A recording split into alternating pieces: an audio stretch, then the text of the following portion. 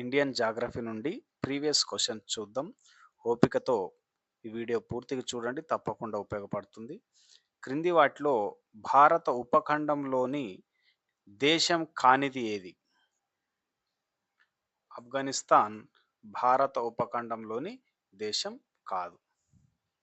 ఒకవైపు భూభాగం 3 వైపులా జలభాగం ఆవరించి ఉండేదాన్ని ఏమంటారు? ద్వీపకల్పం అంటారు. క్రింది ఏ రాష్ట్రం ద్వారా కర్కట రేఖ 23.5 డిగ్రీలు ఉత్తర అక్షాంశం వెళ్ళదు? అస్సాంకు. భారత్ ఎన్ని కిలోమీటర్ పొడవైన భూ సరిహద్దును కలిగి ఉంది? 15,200. పాకిస్తాన్తో సరిహద్దు పంచుకొని భారతదేశ రాష్ట్రం ఏది? హిమాచల్ ప్రదేశ్. మయన్మార్తో భూ సరిహద్దును పంచుకొని రాష్ట్రం ఏది? అస్సాం. సూర్యుడు ఉదయించే రాష్ట్రంగా దేని పేర్కొంటారు? అరుణాచల్ ప్రదేశ్. భారతదేశానికి ఉత్తర చివరన ఉన్న ప్రాంతం ఏది? Killick Dhawan pass. భారతదేశంలోని ఏ నదిని రెడ్ రివర్ అని పిలుస్తారు? బ్రహ్మపుత్ర నదిని పిలుస్తారు. పంబన్ శిలా ఉపరితలం ఉన్న దీవి ఏ రెండు దేశాల మధ్య ఉంది? 8 డిగ్రీల ఛానల్ ఏ దీవి నుంచి వెళుతుంది?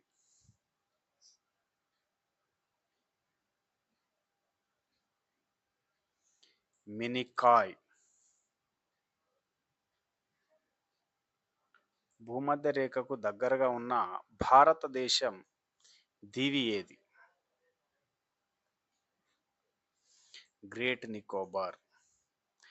ప్రపంచ భూ విస్తీర్ణంలో భారతదేశ భూ విస్తీర్ణ శాతం ఎంత? 2.4%. బాలాసోర్ దీవి ఏ రాష్ట్రంలో ఉంది? ఒడిశా రాష్ట్రంలో ఉంది. డంకన్ పాస్ ఏ ప్రాంతాల మధ్య ఉంది? గ్రేట్ అండమాన్, లిటిల్ అండమాన్ మధ్య డంకన్ పాస్ ప్రాంతం ఉంది. భారతదేశ ప్రాదేశిక జలాల పరిధి ఎంత? 12 నాటికల్ మైళ్ళు. కాంచనగంగ పర్వత శిఖరం ఏ ప్రాంతంలో ఉంది? సిక్కిం ప్రాంతంలో ఉంది. డూన్లు ఏ ఏ శ్రేణుల మధ్య విస్తరించి ఉన్నాయి? హిమాచల్ శివాలిక్. అజంతా కొండలు ఏ రాష్ట్రంలో విస్తరించి ఉన్నాయి? మహారాష్ట్రలో అజంతా కొండలు విస్తరించి ఉన్నాయి. పశ్చిమ బెంగాల్లోని సుందర్ బన్స్ తీరాన్ని ఏమని పిలుస్తారు?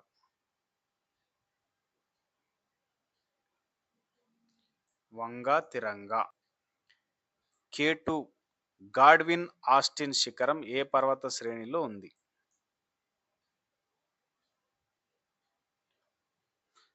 కారాకోరం. సత్పురా వింధ్య పర్వతాల మధ్య ప్రవహించే నది ఏది?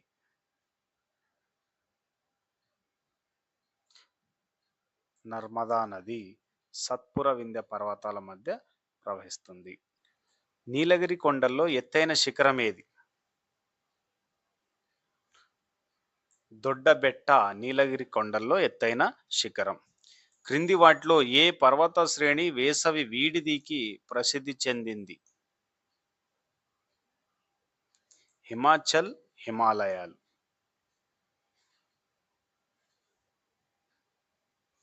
అస్సాం హిమాలయాలు ఏ రెండు నదుల మధ్య విస్తరించి ఉన్నాయి?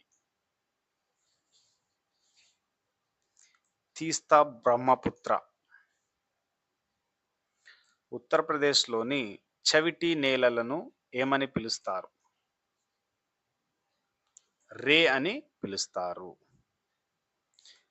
కతియావార్ పీఠభూమి ఏ రాష్ట్రంలో విస్తరించి ఉంది?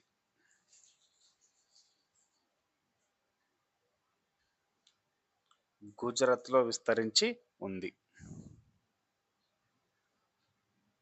రూఫ్ ఆఫ్ ది సౌత్ అని ఏ రాష్ట్రాన్ని పిలుస్తారు? కర్ణాటక రాష్ట్రాన్ని రూఫ్ ఆఫ్ ది సౌత్ అని పిలుస్తారు. ఈశాన్య ఋతుపవనాల వల్ల ఏ రాష్ట్రంలో వర్షం అధికంగా కురుస్తుంది? తమిళనాడులో కురుస్తుంది. భారత వాతావరణ శాఖ ప్రకారం ప్రస్తుతం భారత్లో ఈశాన్య ఋతుపవన కాలం అక్టోబర్, నవంబర్. ఈశాన్య ఋతుపవనాల కాలం. భారతదేశంలో ఏర్పడే చక్రవాతాలను ఏమని పిలుస్తారు? సైక్లోన్ అని పిలుస్తారు. మాన్సూన్ అనే మాట ఏ భాష నుంచి వచ్చింది? అరబిక్ నుండి వచ్చింది. నైరుతి ఋతుపవనాల ద్వారా మొదటిసారిగా వర్షాలు పొందే రాష్ట్రం ఏది?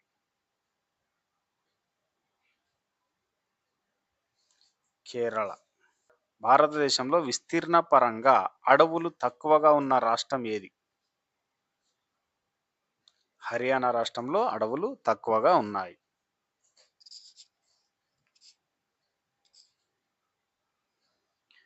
మహాగని వృక్షాలు ప్రధానంగా ఏ అరణ్యాల్లో పెరుగుతాయి? సతత హరిత అరణ్యాలు.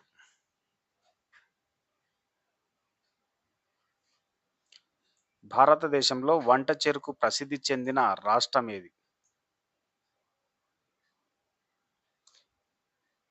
కర్ణాటక. భారత ప్రభుత్వం తొలిసారిగా జాతీయ అటవీ విధానం ఎప్పుడు ప్రకటించింది? 1952.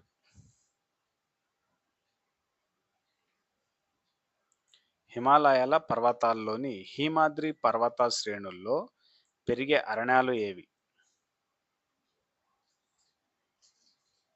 ఆల్పైన్ అడవులు. భారతదేశంలో విస్తీర్ణ పరంగా అతిపెద్ద టైగర్ రిజర్వ్ ఏది? Nagarjuna Sagar Srisailam tiger reserve. భారతదేశంలో అతి పురాతన జాతీయ పార్క్ జిమ్ కార్బెట్ ఏ రాష్ట్రంలో ఉంది? ఉత్తరాంచల్లో ఉంది. భారత ప్రభుత్వం ఆపరేషన్ టైగర్ ప్రాజెక్టును ఏ సంవత్సరంలో ప్రకటించింది? 1973లో ప్రకటించింది. భారతదేశంలో మొట్టమొదటి పక్షి సంరక్షణ కేంద్రం ఏది? వేదన్ తగల్ పక్షి సంరక్షణ కేంద్రం. ఆకురాల్చు అరణ్యాల్లోని ముఖ్యమైన అటవీ ఉత్పత్తి.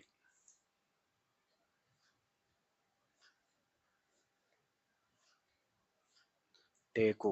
ఇవండి మిగిలిన పార్ట్ 2లో చెప్తాను. నచ్చితే తప్పకుండా లైక్ చేసుకొని సబ్స్క్రైబ్ చేయండి. Thank you.